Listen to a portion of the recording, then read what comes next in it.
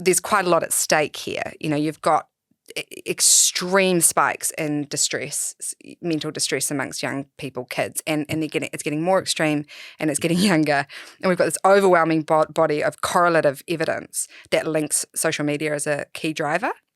And we have to ask ourselves, like, what sort of approach do we want to take? Do we want to wait and see how bad it gets before we can establish causation? Or do we actually want to take some action and see if we can start to change the dial?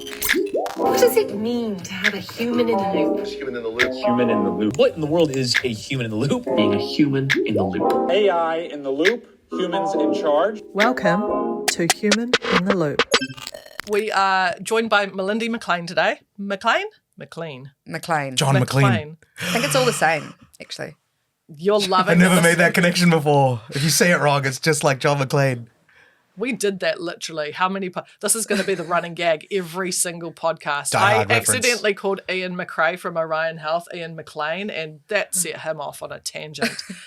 And we've just done it again. Die Hard. It's one of the best movies. I mean, shit. Malindi Anyway. is the CEO of Outward Bound, is a former pro cycler, is a mother, is a friend of the show.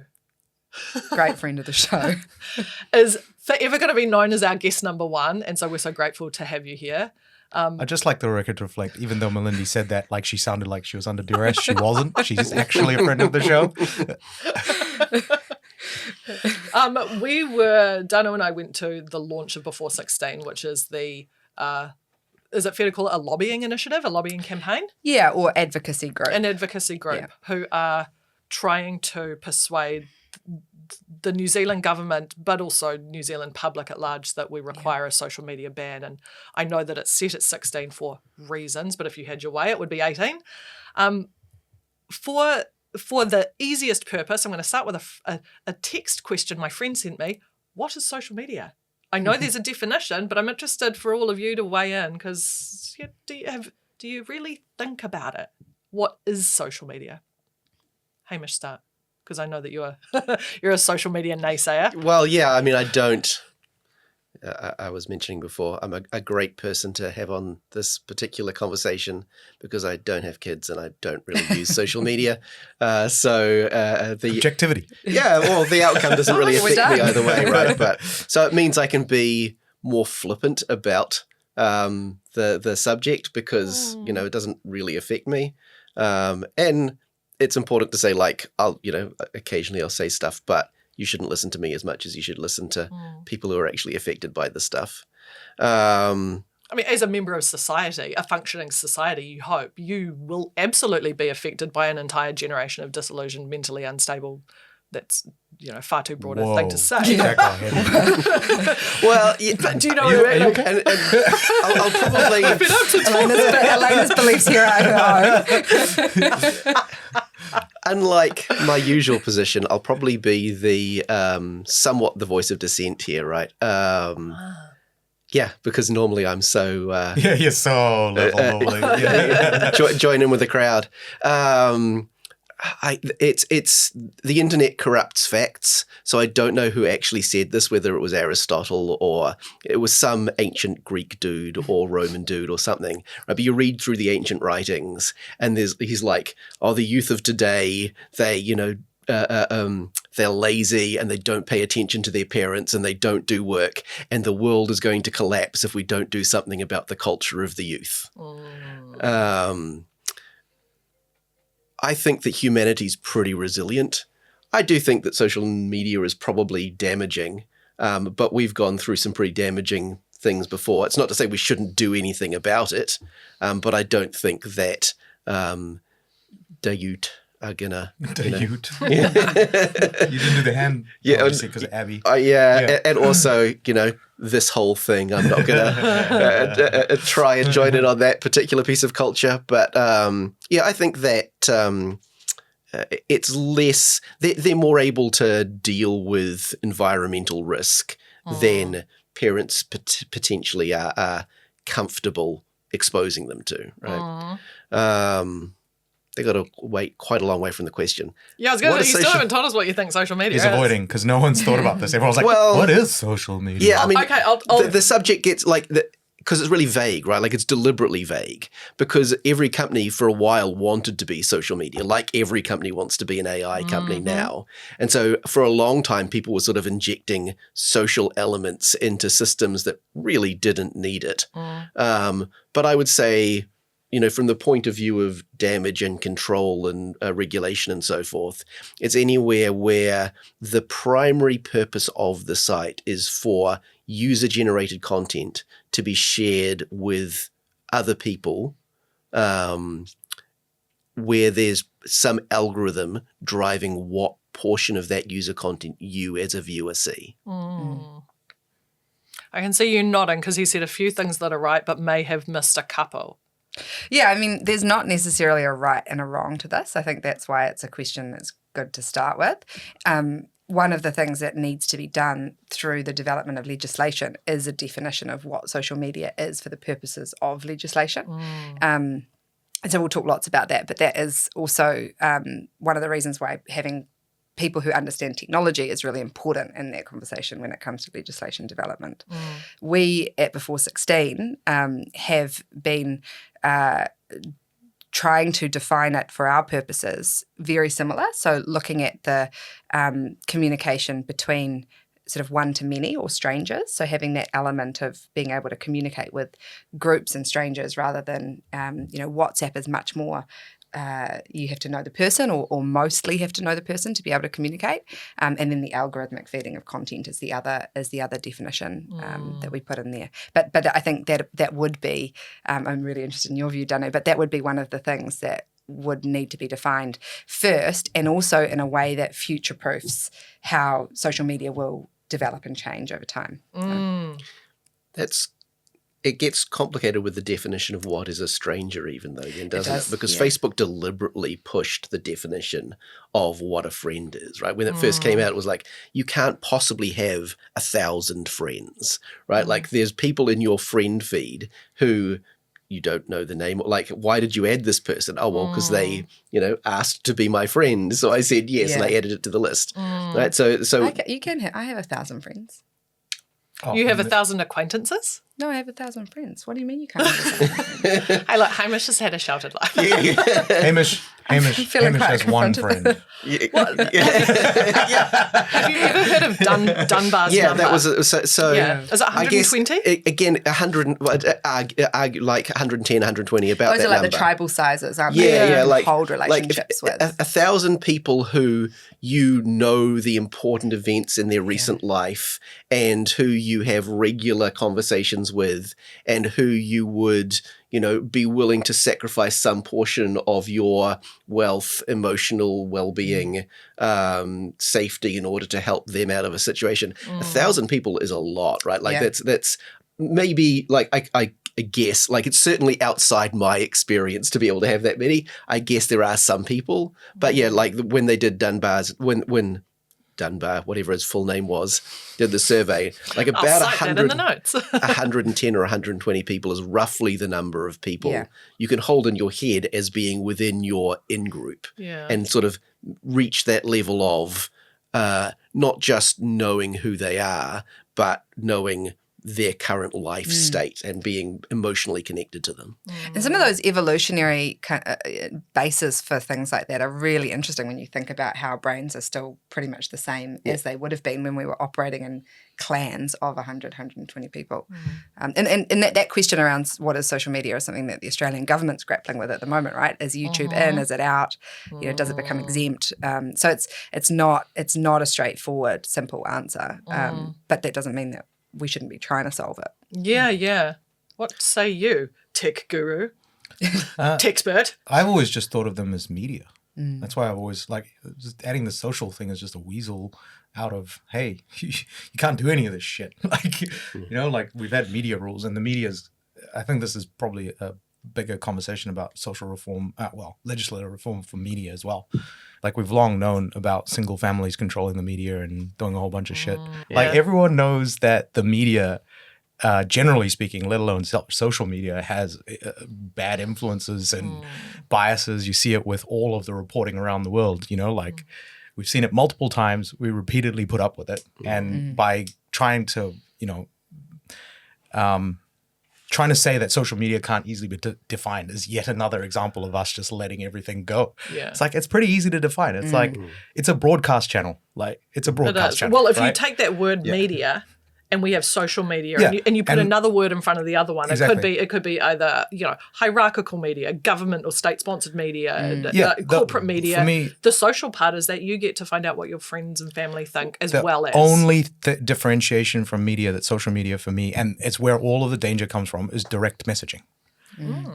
Because it creates a more direct relationship, and that's how these crazy echo chambers of MAGA and all of this stuff, and also on the left and religious groups, because of direct communication. So there's this weird situation with back on when America was really leaning into the war on terror, and before Signal and Telegram and some of the private messaging apps existed, they had a real problem with Sony's chat feature on the PlayStation. It had really strong encryption and was being used by terrorist cells to communicate. Direct communication is how people collaborate.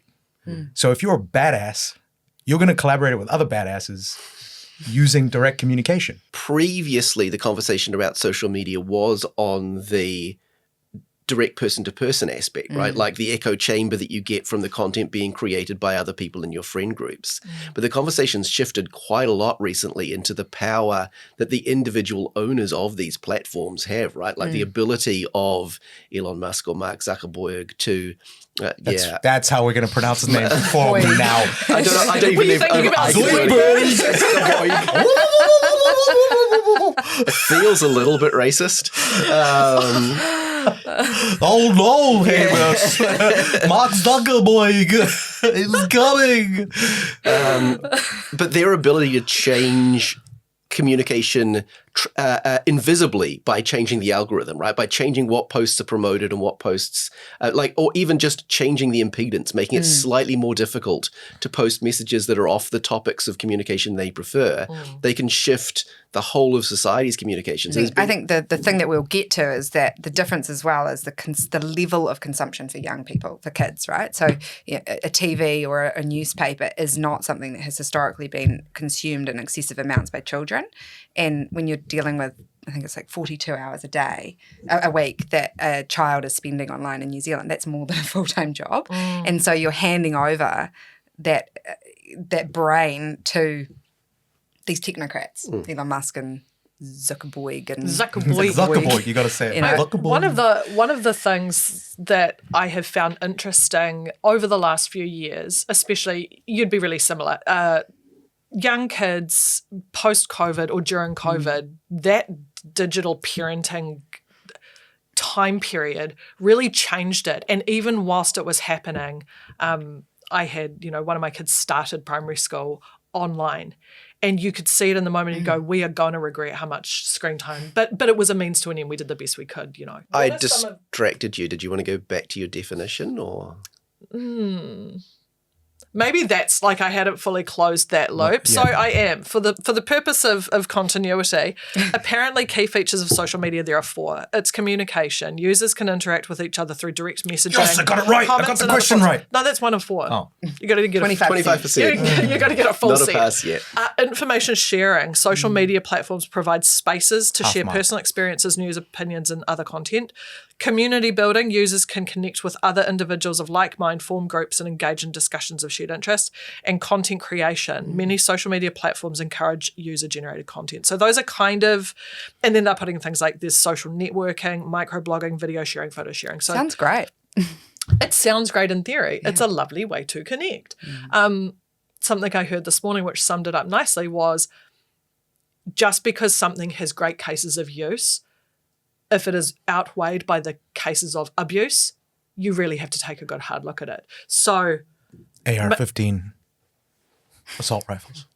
Like, there's a perfect analogy because the guns are useful for certain things. Another perfect analogy. Another perfect analogy. Well, if social media is the AR-15 of connection. No, look, social media as a technology improves productivity. Like, period. It's a tool. It improves productivity. The problem is, if your productivity goal is malicious, it improves that productivity. Yeah. And the social media companies just refuse to admit it. And it's just like, Just do something about But it. kids don't need to be more productive. Exactly. And I think that's the thing is it's not just that social media is good or bad. I think that it's not something that you can put a label on like that. I mean, we can have individual views about whether it's, I don't use it.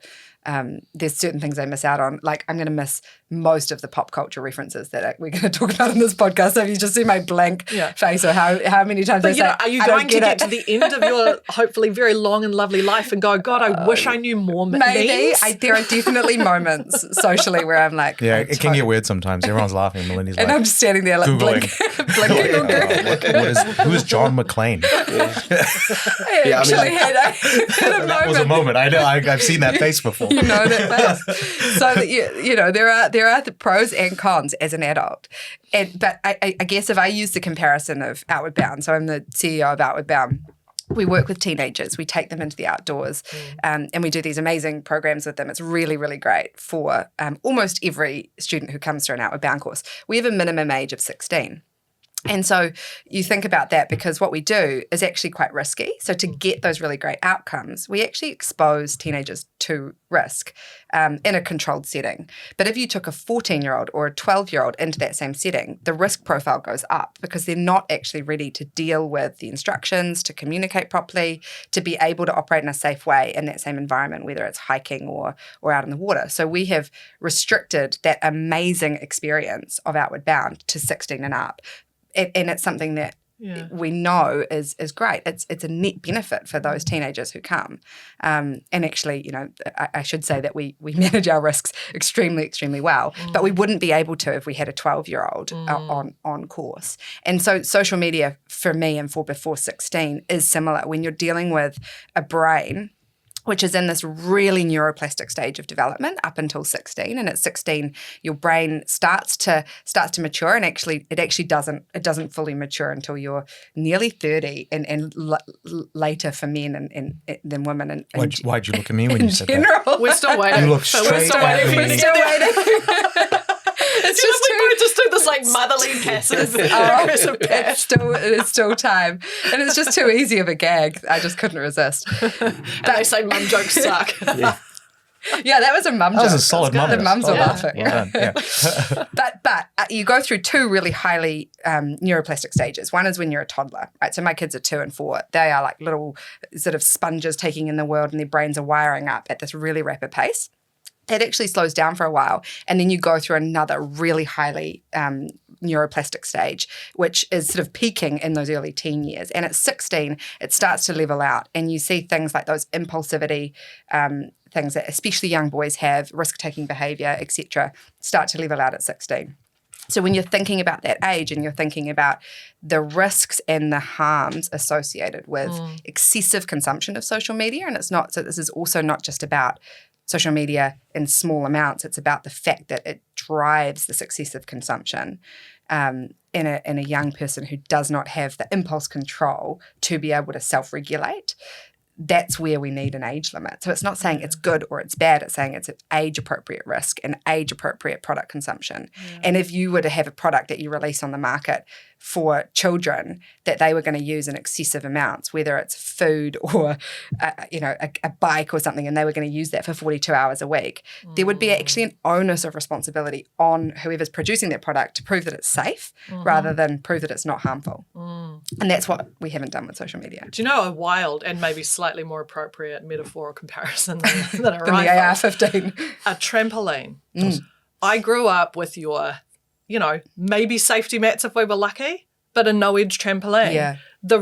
I love that you talk about risk because I am a full supporter as well. You don't want a 16-year-old getting in a car and learning to drive if they have never experienced climbing a tree, getting hurt, managing space, managing distance, like spatial risk, whatever.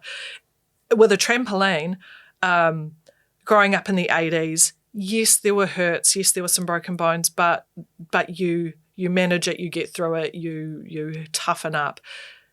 It's amazing to me that modern day parents will buy spring-free, caged-in trampolines so their kids can push limits without feeling the natural consequence.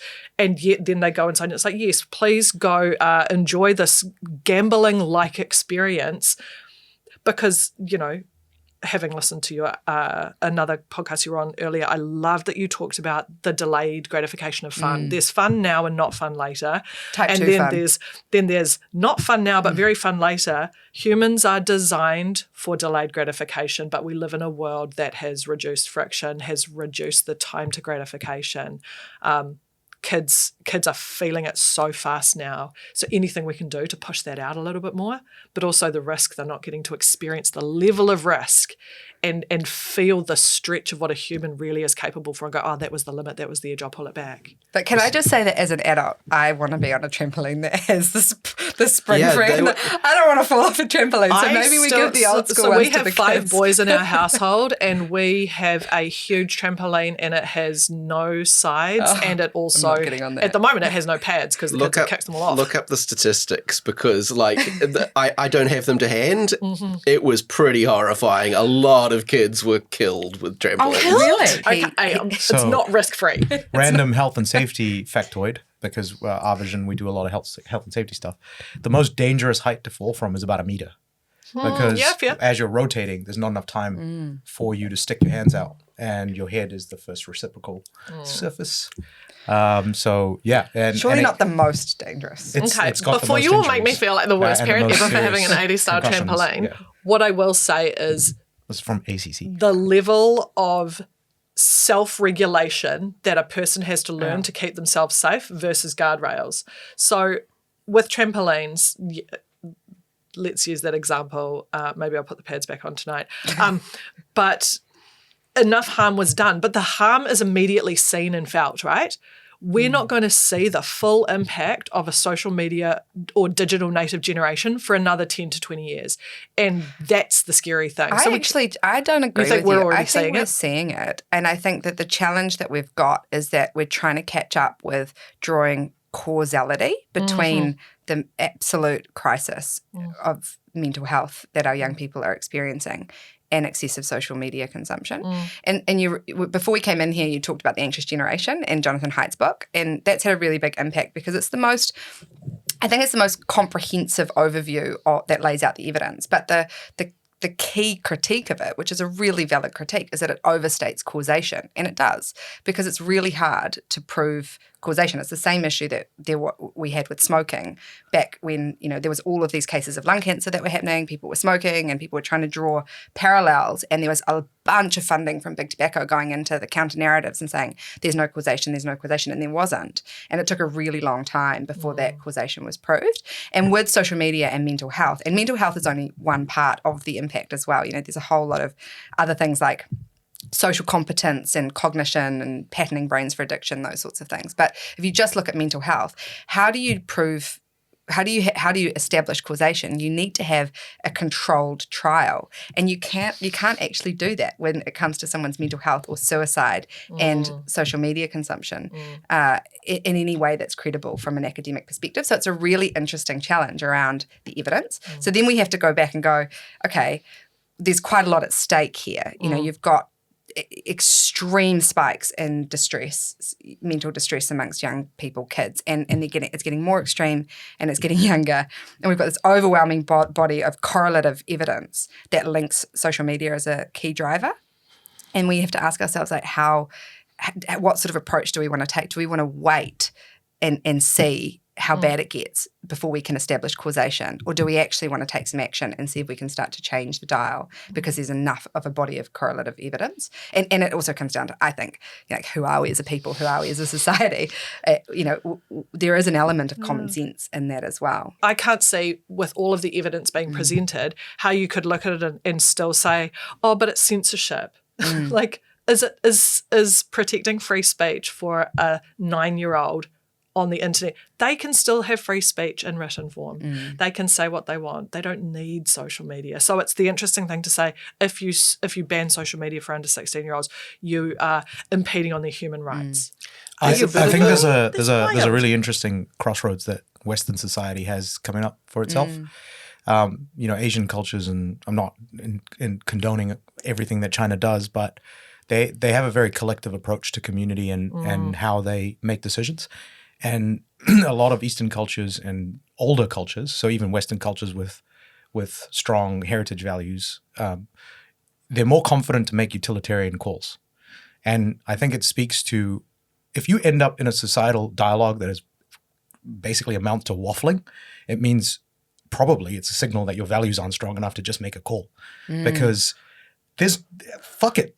Like, my 16-year-old lost access to social media. Who the fuck cares? Like, seriously, like, who the fuck cares? That's my biggest problem with all of this. Your 16-year-old like, probably does. Yeah, but whatever. Like, I, as a 16-year-old, as an experienced 16-year-old, I get told to not do shit all the time, right? Yeah. And it's like we take stuff away from our kids all the fucking time. Why the fuck are we having this conversation? It should be really straightforward. It's like, hey, this could cause a shitload of damage because I watched someone murder 50 people on live stream. I don't think that that's good enough. So guess what? My kids can't be on there because if they see one video of a live stream of a terrorist attack killing 50 people, that's my fucking threshold. Yeah. Like, this is a really simple conversation in my eyes. And it's not even involved in, it's... I agree. There is a very... parents overestimate how much control they have over their kids, right? Like when I was reading about like this idea of controlling social media and banning it for under 16s, my mind immediately went to the issue with cigarettes, right? Because for a long time it was effectively the same. The harm was relatively well identified. We had banned it for under 16s. We had very strong legislation that was supposed to prevent under 16s from having it. And how well did parents telling their kids they weren't allowed to smoke work? How well did all that legislation work? Probably better than completely uncontrolled access to cigarettes, but not very effective, really. It took a long time, and none of that really ultimately was what eroded cigarette use and taxes. It was making it super uncool. Yeah. Right. Like, it was eventually the marketing people figured out how to make it so, like, because there's nothing like, when you had all your movie heroes and all your other cultural icons that you looked up to and saw as your actual sources of inspiration, all out there smoking and looking super cool smoking, and your parents were like, don't do it, it's bad for you. You were like, yeah, but you don't know what you're talking. I never listened to my parents. Most kids don't listen to their I would just like parents. the record to reflect that John McClane doesn't smoke. That's an interesting parallel, actually, because, again, kid of the 80s and 90s, smoking was everywhere. It was still allowed inside. When I was in high school, they sold what were called kiddie packs. And back in my day, they were $2.50 for a 10-pack, and it was like a half size, and that was the cost of a bus fare. So it was like you could choose, and it was cool, and it was everywhere. But over time, legislation was there was parenting advice, but also design changes had to happen to make it harder. They got more expensive, they stopped selling kiddie packs, they put horrible photos on the front. We know they don't work for smoking addicts, whatever, but at least changes were made. And one of the biggest things that you guys identify at before 16 is the algorithms, the dark design, what has been exposed in that book, Sarah Wynne Williams' book, is that there are very intentional loopholes being exploited to trap kids. If you use one of the examples of one of the harms related to social media for kids, which is, say, online bullying, and think about what happens in a world where we create a minimum age of 16. We actually tried not to use the language of a ban, right? Try to use that kind of like it's a minimum age or a minimum restriction, but it's kind of the same. But if in a world where you've done that and you've got a minimum age and you've got a cyberbullying sort of situation going on, and let's say your kid is getting around the minimum age restriction at school or through their friend's phone or whatever. So in our day, when we were young, bullying has always existed. I've been a recipient and probably a perpetrator of bullying through my youth, and that can be really, really distressing and really impactful for a child. But coming home can be a bit of a sanctuary. So you could have relentless bullying at school, and a kid can come home and parents can kind of wrap that support and protective, like emotional protective support around a child coming home, right? And that is an idealistic scenario. Not all homes are like that. But if you've got an online cyberbullying situation, it is relentless because it is at school, it's at the park after school, it's you go into the dairy and you buy your drink after school and you come out and your phone's still going off, and then you come home and it follows you into your bedroom, right? So when you're even in your bedroom, in your safe space at home, you're still constantly exposed to that cyberbullying or that harassment that can be happening. And this is one of the things that has been, linked to these extreme cases of distress, and sometimes where that ends up in suicide. It's just this relentless assault of cyberbullying in somebody's pocket, in a child's pocket, through their phone. So let's say you put in place that social media restriction. So unlike with the cigarettes, where, you could still get a cigarette and smoke a cigarette down at the park after school or around the corner, actually shifting societal norms so that, yes, your parents can actually take a phone off you or not have you in your home. You actually create protective spaces for kids, and you can totally shift those norms. So, yes, the cyberbullying might still be happening if they are picking up a phone at school or in their friend's pocket, but you will shift some of those spaces around, not being at a restaurant with your family and on your phone and still being exposed to it. So it is different. Like, there are parallels that can be drawn. But there are some really, really key differences as well, which is why it's important to not just, use them as comparables. Yeah. And maybe the harm part is an interesting point to extrapolate without seeking trauma stories. But with smoking, there's a very specific antisocial element. There's a health element. With social media, the amounts of different types of harm are varied and compounding. But what might some of the design changes be required? So age restriction, how would that work in practice? What could a platform or a hardware producer physically do? And where would you start there? Well, this is where I start to feel woefully inadequate sitting between these two, but I have a view. So. Well, I mean, I just want to chat a little bit more about like why, you sort of talking about the word ban and minimum age and impedance. Hamish mentioned impedance. I think for me, I don't have kids, so I'm going on my own opinion. You have such great parenting advice. I do. I've got fantastic parenting advice. It's all from TV and movies, so take it with a grain of salt. To be fair, Game of Thrones is actually a huge influence in my life. No,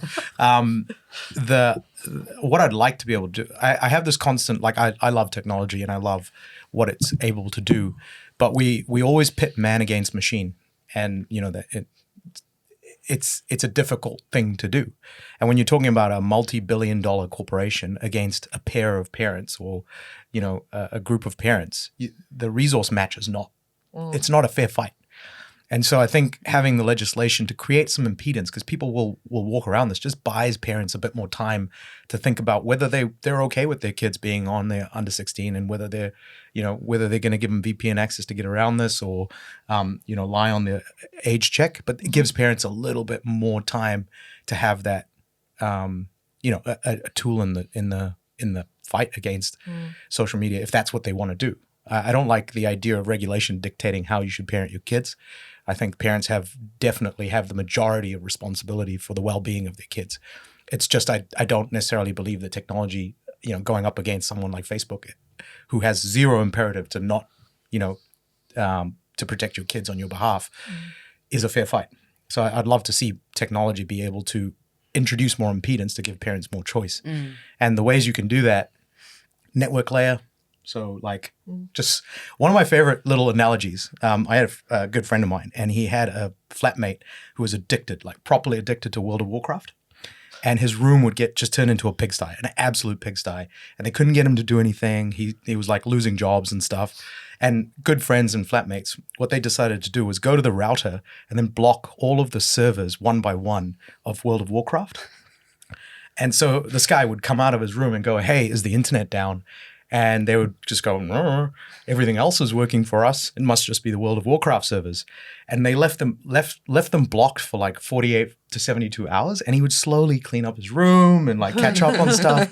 And so they ended up in this quite manipulative, but good for the guy sort of routine where introducing a bit of impedance meant that this guy basically was weaned off his World of Warcraft addiction. So I think it's an interesting analogy because you could kind of do that on the network layer. And, one simple idea I had, which is, just slow down all the internet traffic that goes to these sites. Like make it brutally slow to load a TikTok video. And it's like, you can still access the social media. We're not even going to age verify Wait, it. could you do that? I think, if you talk to the ISPs and stuff, if it was unprotected No, traffic. could you do that? That's what like You. Oh, me? could we actually we could do some guerrilla shit here? Maybe Oh, we the could. ISPs would have to get involved, like all the tier 1 ISPs. Not but from New Zealand legislative Yeah. area. Did I posted see somewhere on Reddit something and- recently about one of the, aside from slow internet traffic, face verification? Yeah. Like AI. It's an age assurance technology Yeah. is what we're looking at, and this is the most commonly sort of leveled critique, is that it's actually not possible. How are you even going to do that? Or you're going to have to hand over so much privacy to the platforms to be able to do age verification. All of it is simply not true. Like the technology. You could just ask them what this photo of a cassette is. And they only get one shot at it. It's like, what is this? A floppy disk? And you're like, no. There was a game, like, you can't name it. You're Ernest 16. Leisure Suit Larry? Larry, Yeah. and it was actually a form of copy protection. But to start the game, there'd be like a multi-choice quiz, and all the answers were only things old people would know, Yeah. like who is Roy Orbison. Yeah. And like, My friend has teenagers, and he told me that his teenage son just bought for his girlfriend for her birthday a Walkman Oh, because it's Wow. come back in. So they're into Yeah, tapes again. we'd have to tell Sony to stop making retro See, that's shit the thing. cool Where again, there's a but- will, there's a way. Not only on the side of bad actors, but also on the side of like trying to steer to the good side, right? there is a cost. I'm going to jump in for the other side for a second here, right? There is this element, and I think John Oliver said it initially when there was the anti-cryptography laws coming in, where there's this belief that if you just nerd harder, then you'll be able to solve any problem without cost, right? And it's the without cost element that's tricky.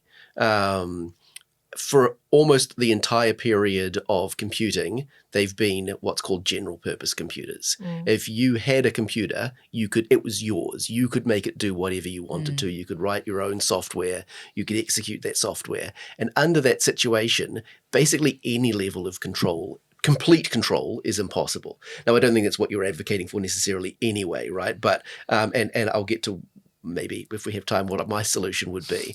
But in terms of like complete technical control, the only way you can achieve that is to eliminate general purpose computing, because as long as you still have the ability to write and run your own software, you'll still have bad actors who want to do that.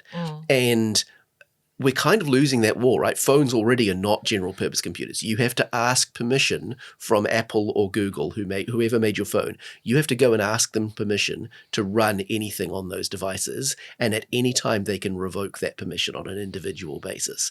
I don't think that's better. I think that that's a pretty significant cost. And I also don't want to hand that control over to a government, because even if I love the current government, which, I'm not going to get too political, but I distrust all politicians. But even if you love your current government, 4 years it's going to change. Do you love whoever's going to be in power next? I don't want them having the ability to say, this is software we approve and allow you to run. And so that's the risk of trying to have complete control, is having to give up on general purpose computing. And that's why I believe friction is a good way. Like, we shouldn't go for a total solution. We should just create some friction and just make it a pain in the butt. You can still do it. You've still got your freedoms.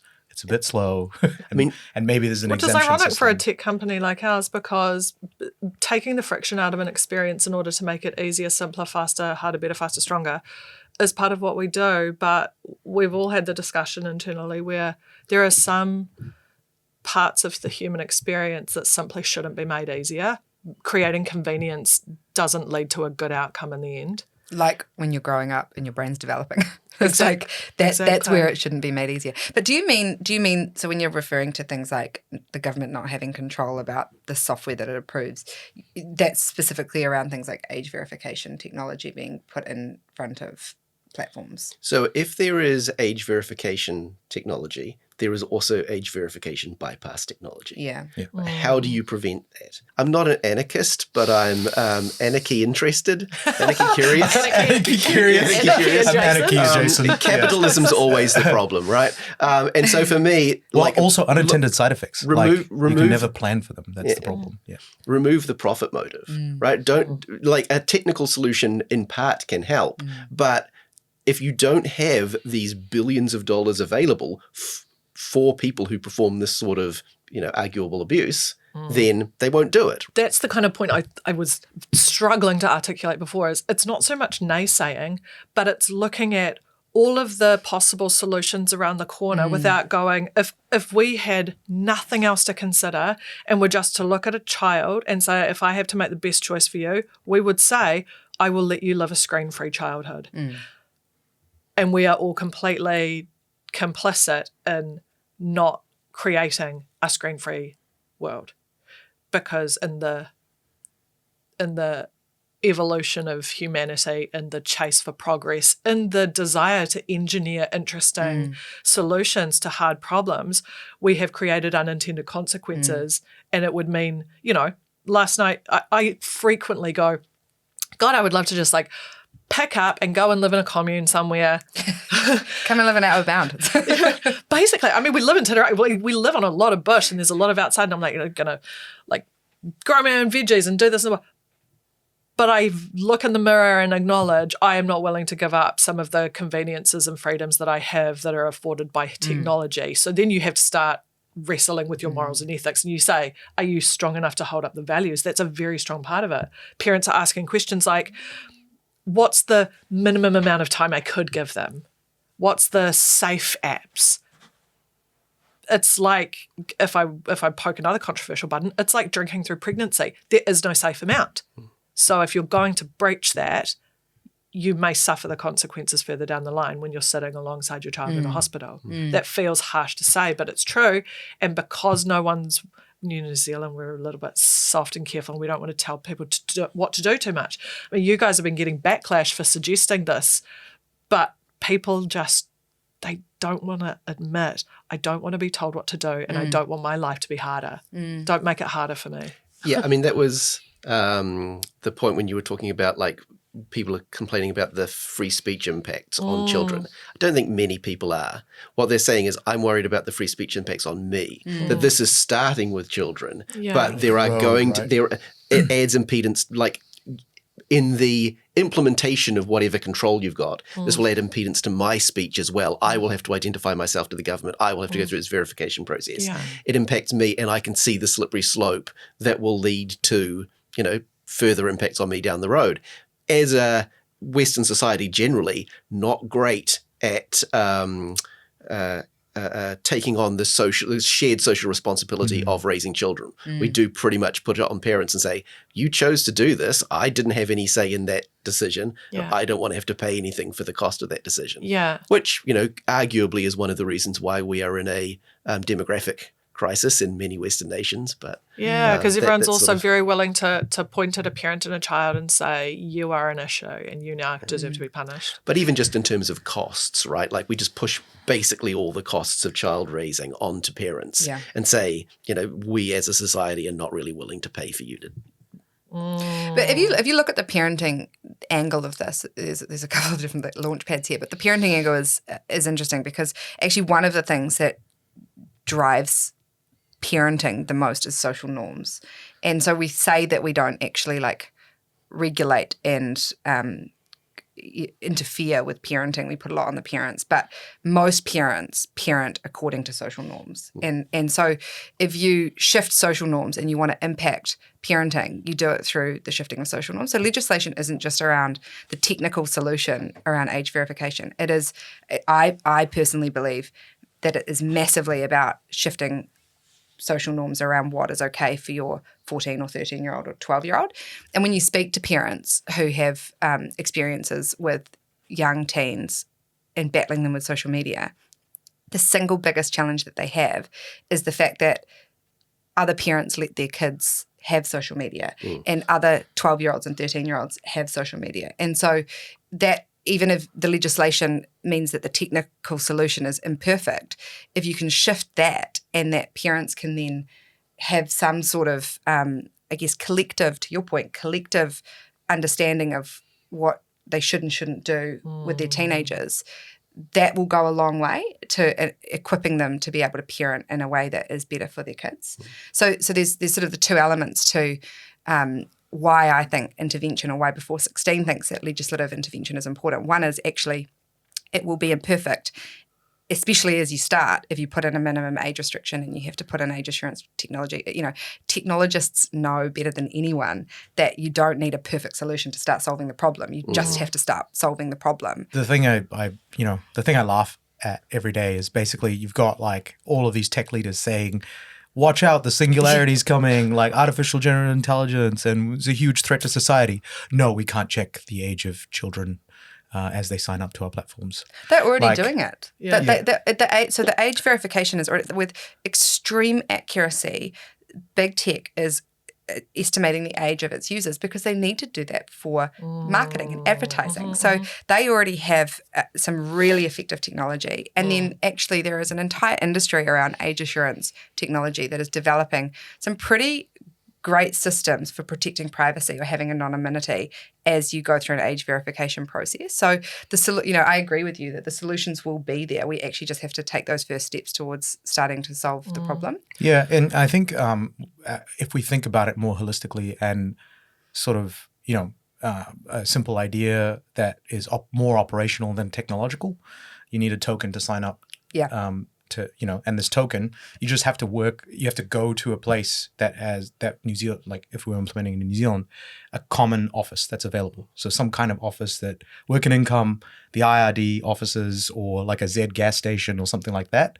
And the age verification has to happen in person, and you get given a token. So that is one of the prototype solutions that's been tested in Australia using school IDs. So the school, because for teenagers, they don't have things necessarily like, not necessarily passports or driver's licenses, but they all have a school ID. So the school can issue an ID token that doesn't have any identifying material. That digital token then goes They managed to through the do it process. when the alcohol limit dropped here. They And had it's enhanced cards. 99% accurate. Yeah. Kind of like that approach because it means you don't have to store data. You don't have to Yeah. get a bit weird about biometrics on kids. And, it's kind of just how you get checked by the bouncer at the door.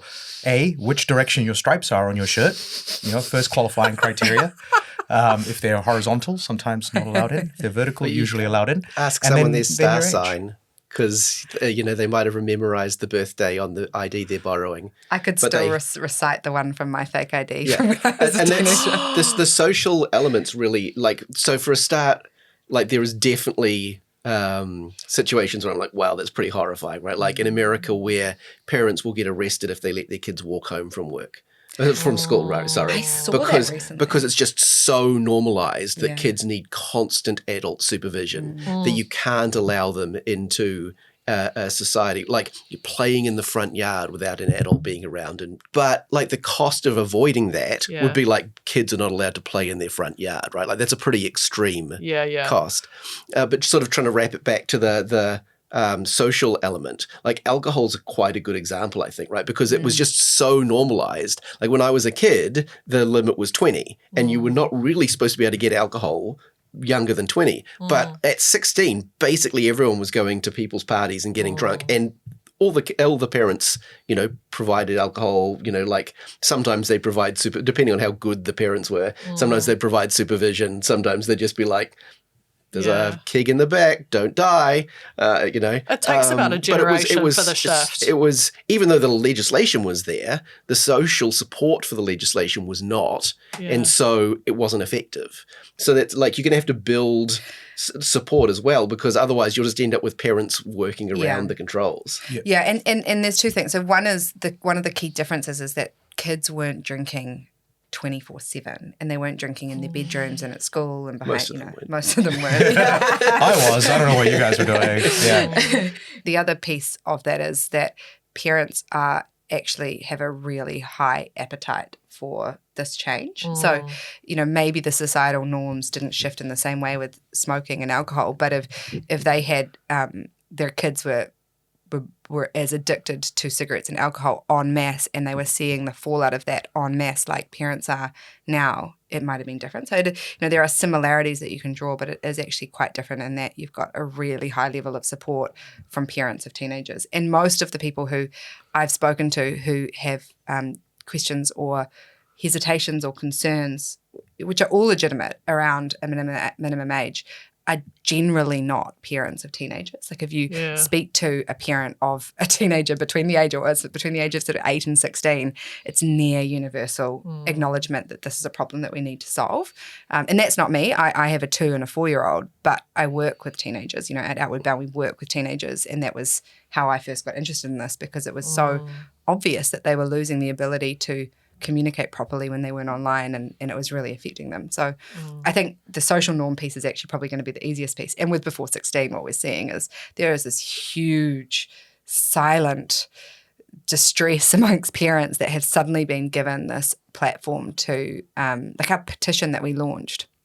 We were like, it would be great if we could get over 10,000 signatures. And it happened in like 24 hours. Yeah. It now puts us into one of the top petitions, or the fastest growing petitions that New Zealand has seen. And we've only just got started. So, I think you've tapped into the silent suffering is so parents, relatable. I mean, I have teens and tweens, and when my kids were in primary school, I remember saying, I hope they, whoever they are, sort this social media thing out by the time my kids are teenagers. Yeah. And now I'm here and you look around, you're like, no one was going to help. So simply by having this campaign and raising the conversation, something I hear a lot from parents is, well, I don't know my child's, when they're in high school, you often don't know the kids' friends' parents. You used to have this close relationship of all the parents know each other. Now you don't know these other parents, and so has a phone, so-and-so has media. If I take it away from my child, they're going to be excluded.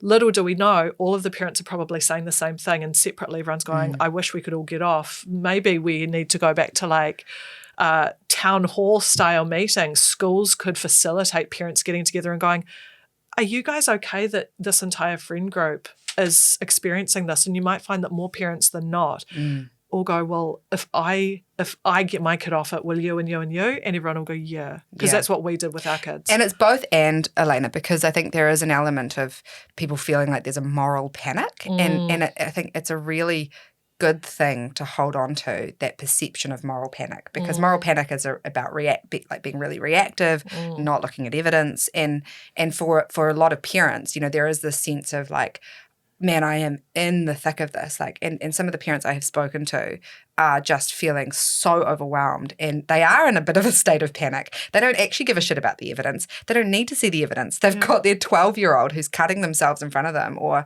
they've just, one of the parents that I've spoken to recently have, the father had to watch a sex tape of his teenage daughter to get it taken down after having to report, like, just stuff that is like so distressing.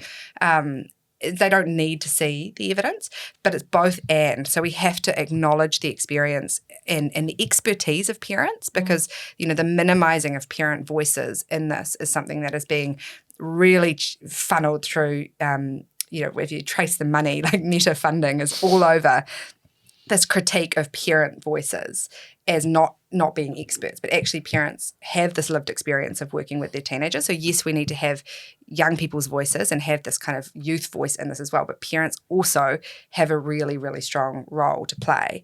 So yes, there's the moral panic, and there is that sense of parent voice and lived experience, but then there's also the evidence. So it's both and. So the groundswell of public support will come from parents having this like, holy shit, I need some help here. But then there is also this really compelling body of evidence, and the experts that we're working with on our expert panel before 16, we've got clinicians, we've got people who have expertise in technology, we've got people who have expertise in education, brain development. That we've got to build that body of evidence alongside the sense of overwhelm and panic that parents are feeling. Both. I hope common sense prevails. I don't see much economic downside to doing this, and also, putting a law in quickly and accepting that it might be able to be changed is the approach. Yeah. The large tech companies, they're well funded. Like, if they really think that they've got a strong argument, why don't we just put a law in, a common sense law in? We know it's not going to be a perfect solution, and then they say, look, we're open to you providing an argument that we should take this out, rather than what we're doing right now, which is just delaying putting in something that's relatively common sense, I think. Our legislative framework in New Zealand is so behind the rest of the world. Like, we have nothing. Dano, this is the time. Oh. This is the time. Actually, we've got this convenient chart. Trevor, if you could bring up the chart, please. The chart is the features of comparable international frameworks for health and safety for kids online. And basically what it shows is that New Zealand is far, far behind. Even America, the greatest country in the world. And what we're going to do is, for every country that has regulation for AI and social media, we're going to do a reciprocal regulation. Just so that, it's tit for tat. This is going to make everything great again. We have regulation from Australia. We're going to put in Oh, no, we didn't. We have regulation from the United Kingdom. Did we do it? No, we didn't. We have regulation from the United States. Did we do it? No, we didn't. This is Obama's fault. There is no regulation in New Zealand that is compatible with other parts of the world. I know great people that write great regulation, fantastic people, incredible people. I think we could create this regulation and make New Zealand great again. Minga. I just came up with that right now. Minga, make New Zealand great again. And I think getting social media regulation in place would be a great way to, kids these days, they do all kinds of things on the internet. I'm not sure how long I can really hold this up for, but the reciprocal regulation chart is what we are going to use to form all of the legislation that will help us with this problem. Jokes aside, look at this. I don't even think we can fit on Look at this. Generative AI capabilities, Australia, yes. UK, yes. EU, yes. AI Act. Forget America. In progress with Canada and the United States and New Zealand, big fat no. All of these greens on this side are aspects online of safety law. Yeah, and look at this, Online Safety Act 2021. Australia's been working on this for like 4 or 5 years. Safety by design approach, secure by design. I mean, these are principles that we operate on. But again, when you start to put the onus on individuals and leave it up to people, you're trusting that humans are going to make great choices. And we know that we can't be trusted. We can't be trusted with the environment.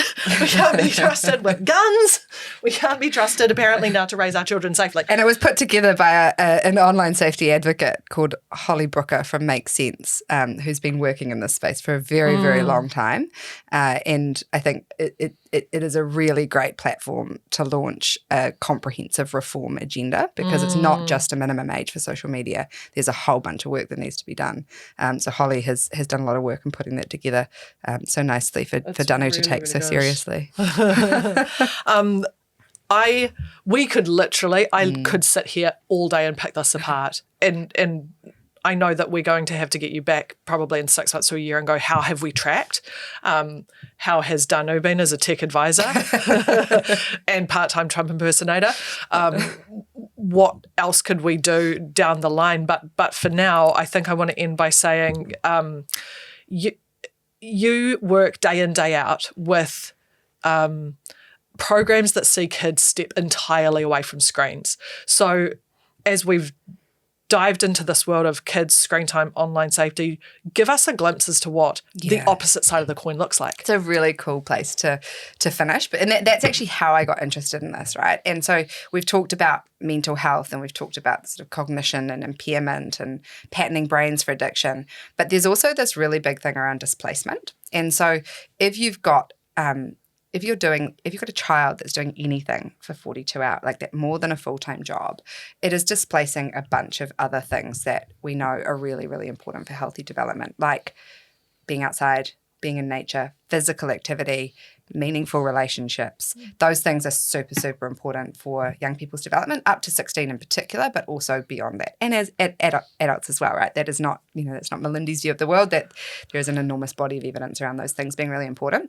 What we set out with Bound is with our students, they come on a course and they actually, it's super old school. They give us their phone and we put it into a brown paper bag for the duration of their course, and we write their name on the brown. You will remember this when you did your course, Dunno. But we're so old school that we actually cross out the person's name when vivid, like who had the brown paper bag before you, and you get your name written. So there's like this history of people whose phones have been in this brown paper bag, and then you have a week, 2 week, or 3 weeks of complete disconnect. And we see amazing shifts in things. So the shifts that we measure for our students, and it's not just the digital free environment, it's all the other things we do as well, but shifts in connection to self, connection to nature, confidence, resilience in terms of that's measured by the ability to bounce back from setbacks, ability to problem solve, like all of these things that we know are really, really good for young people's development, good for our economy, good for mental and physical health. It's pretty amazing to see. And when you actually speak with these young people, they find the power of that disconnect one of the most surprising things about their course. Like they haven't really engaged with the idea that they're coming to Outward Bound to have a digital detox, but it's now this really massive part of what we do. And this young person recently, a teenager recently said, I felt like I could take my mask off and just be myself, and I didn't have to constantly be constructing this idea of who I was online and seeking that validation. I could just take the mask off and just be me. And that's pretty amazing, right? And that's what's at stake, I think, for our young people and our kids if we don't take some action.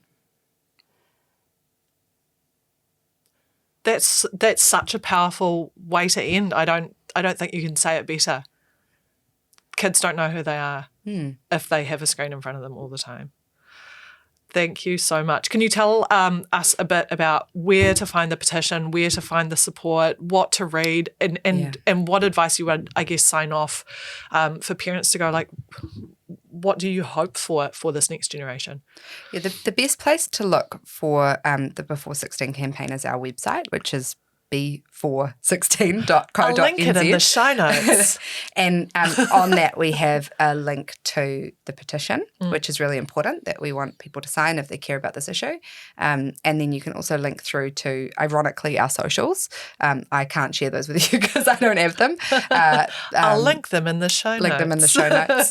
And then amplification of messaging is really important. So, helping people know that if they're interested or concerned about this, there is a movement that they can join and sign up to and support. If you're rich, you can donate because it's at the moment it's still on us rather than the government to do the public awareness and education around it. And that's also on our website as well. Or reaching out to me on LinkedIn. I'm always happy to talk to people who are interested or curious. Yeah, the one slightly less mentally obscuring social media that kids definitely don't want to be on. Yeah. Thank you so much, Malindi.